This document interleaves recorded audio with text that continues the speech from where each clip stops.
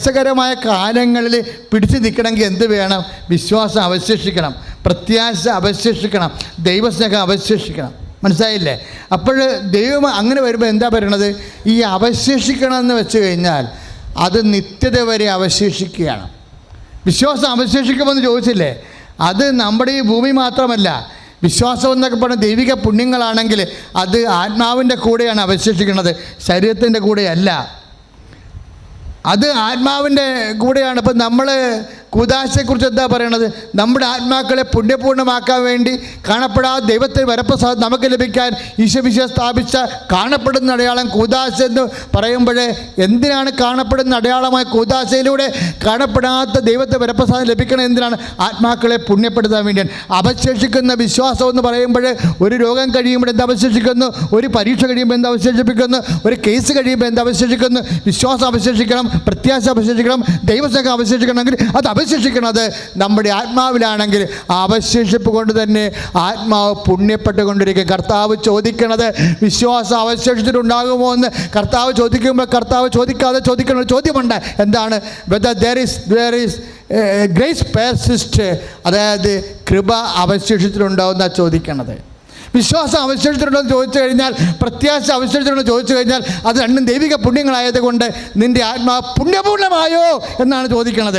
ഓരോ ചോദ്യത്തിനും ആത്മാവിനെ പുണ്യപൂർണ്ണമാക്കുന്നതിലാണ് കർത്താവ് ശ്രദ്ധ ചെലുത്തിയിരിക്കണമെന്നുണ്ടെങ്കിൽ കർത്താവ് തിരിച്ചു വരുമ്പോൾ നോക്കണതും ഈ അവശേഷിക്കണത് തന്നെയാണ് നോക്കണത്. ഇത് ആഗമനകാലം ആരംഭിക്കുകയാണെങ്കിൽ കർത്താവിന് തിരിച്ചവരനെ കുറിച്ചാണ് സഭ ധ്യാനിക്കണമെന്നുണ്ടെങ്കിൽ തിരിച്ചു വരുന്ന കർത്താവ് എന്ത് ചോദിക്കുന്നു എന്ന് ചോദിച്ചു കഴിഞ്ഞാൽ, നിൻ്റെ ആത്മാവ് ഞാൻ നിനക്ക് തന്ന ശോധനകളിലൂടെ, അഗ്നിശോധനകളിലൂടെ നിൻ്റെ ആത്മാവ് മുമ്പത്തേക്കാൾ വിശ്വാസം ആർജിച്ച്, മുമ്പത്തേക്കാൾ പ്രത്യാശ ആർജിച്ച്, മുമ്പത്തേക്കാൾ ദൈവസ്നേഹം ആർജിച്ചുകൊണ്ട് പുണ്യപ്പെട്ടിട്ടുണ്ടോ എന്നാണ് നോക്കണത്.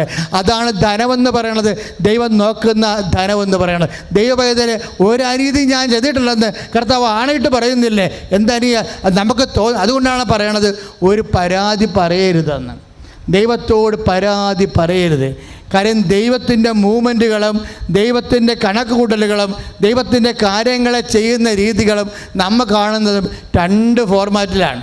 അതുകൊണ്ട് തന്നെ വചനങ്ങൾ കേട്ട് കാര്യങ്ങൾ മനസ്സിലാക്കിയിട്ട് പക്വതയോടെ പാകതയോടെ behold the handmaid of the Lord എന്ന് അമ്മ പറഞ്ഞില്ല. ഇതാ കർത്താവിന് ദാസി എന്ന് പറഞ്ഞിട്ട് അമ്മ ഇതാ കർത്താവിന് ദാസി എന്ന് പറഞ്ഞ വചനത്തിൻ്റെ വ്യാഖ്യാനമായി അമ്മ ഒരു നിപ്പ് നിന്നിട്ടുണ്ട്. പലപ്പോഴും അമ്മ ഒരു നിലപാട് നിന്നിട്ടുണ്ട്.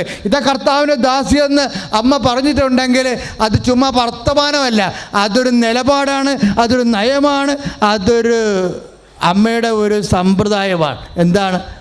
എല്ലാ സമയങ്ങളിലും കരളിന് കിഴുത്ത ഉണ്ടാക്കുന്ന ജീവിതാനുഭവങ്ങൾ വരുണ്ടാകുമ്പോഴും മറിയം എല്ലാം ഹൃദയത്തിൽ സംഗ്രഹിച്ച് അതേക്കുറിച്ച് ധ്യാനിച്ചു കൊണ്ടിരുന്നെന്ന്. എന്താ കാര്യം? എല്ലാം കഴിയുമ്പോൾ അപ്പായോട് പരാതി പറയത്തില്ല. അപ്പായോട് ഒരു കാരണവശാലും എന്നോട് അങ്ങനെ ചെയ്തെന്നോ എന്തിനാണ് എന്നോട് ചെയ്തതെന്നോ ഒന്നും ചോദിക്കത്തില്ല.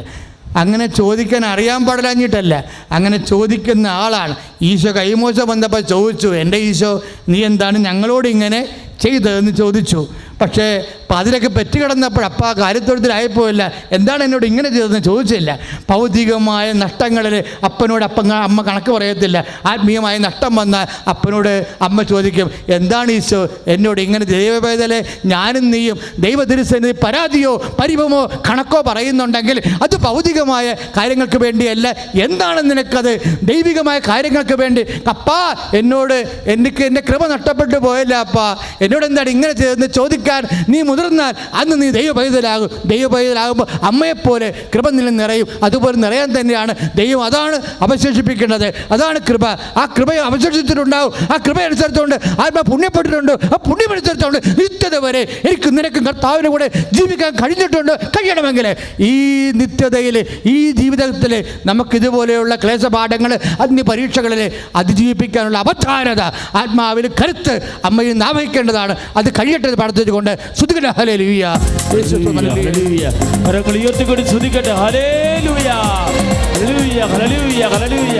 കർത്താവായ യേശുവേ, ഞങ്ങളെ സ്തുതിച്ച് പ്രാർത്ഥിക്കുന്ന കർത്താവേ, ആരാധിച്ച് വണങ്ങുന്ന കർത്താവേ, ജീവിത പ്രതിസന്ധികളുടെ നടുവിൽ പകരാതുന്ന പരിശുദ്ധ അമ്മയെ പോലെ സമസ്തവും ഹൃദയത്തിൽ സംഗ്രഹിച്ച് വിശ്വാസത്തോടെ മുന്നേറാൻ കരുത്ത് നൽകണമേ. ഹല്ലേലൂയ.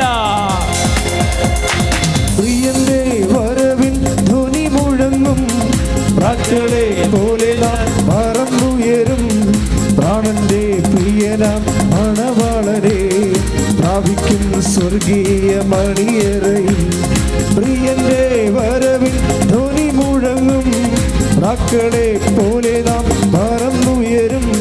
പ്രാണന്റെ പ്രിയനാം മണവാളനെ പ്രാപിക്കും സ്വർഗീയ മണിയറയിൽ.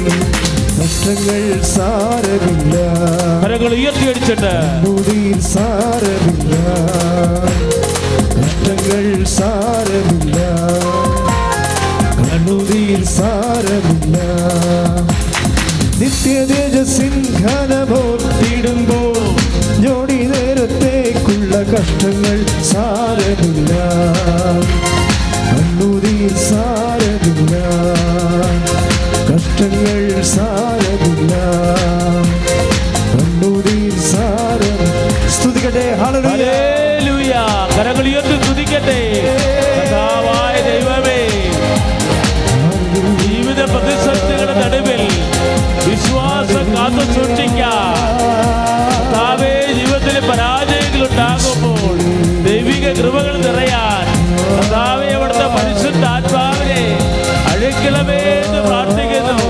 പരിശുദ്ധമേ, ഞങ്ങൾക്ക് വേണ്ടി ബാധ്യസ്ഥ വഹിക്കണമേ. ഹല്ലേലൂയ.